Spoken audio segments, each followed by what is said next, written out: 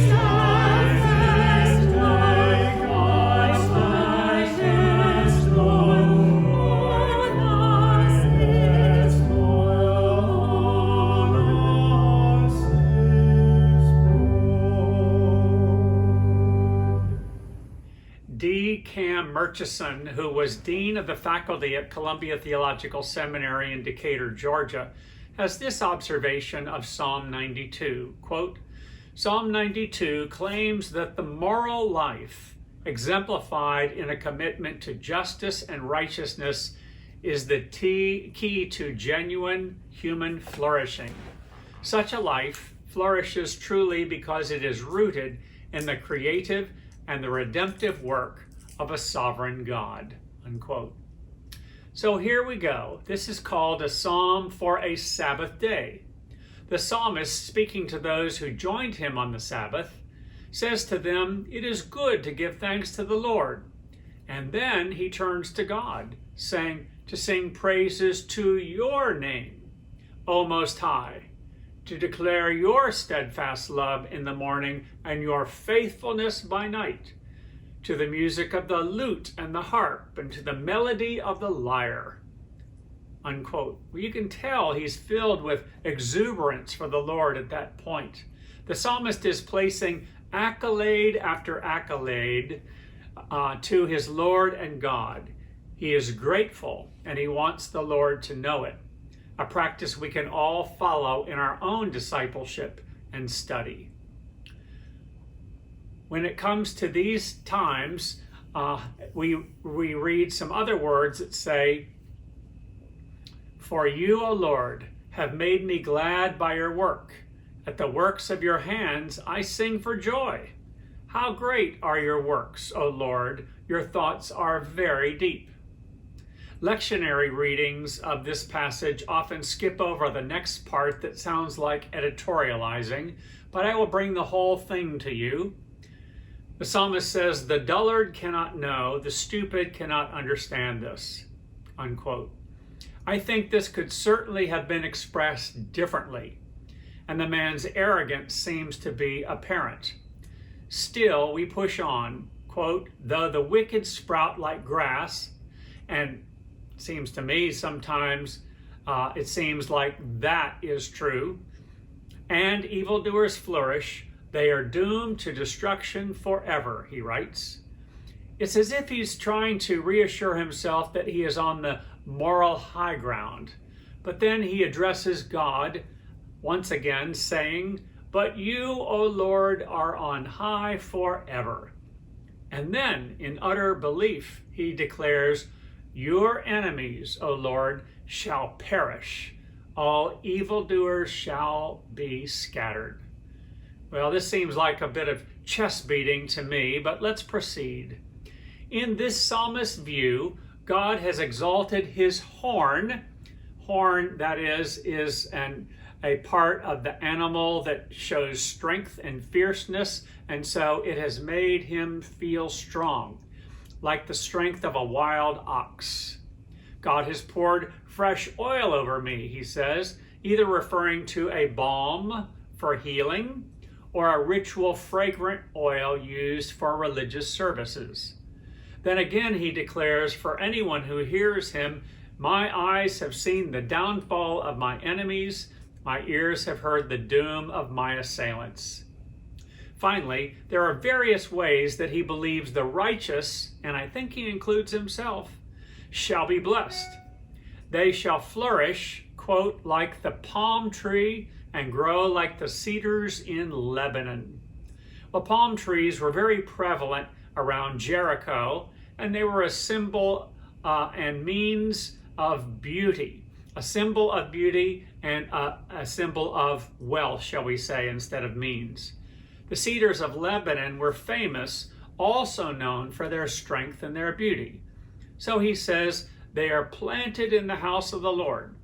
And here it seems to be an illustrative description rather than a literal one. Who plants huge trees in one's house? Well, perhaps in the court of our God, they can actually be found. And quote, "In old age, they shall still produce fruit, and they are always green and full of sap." Quote, this is a way of saying creation honors the Creator. Some trees get brown and drop their leaves seasonally, but these palms are always growing and green and moist. Then he makes a final declaration, quote, "The Lord is upright," and parenthetically, I think he likely believes that upright people also belong to the Lord. He goes on, "The Lord is my rock, And he says that to his fellow worshipers and I think to himself. And then finally says, and there is no unrighteousness in him, meaning in his Lord. What words of utmost praise those are. Thank you for joining me this week. Join me again next week for another devotion on one of the Psalms. Thank you.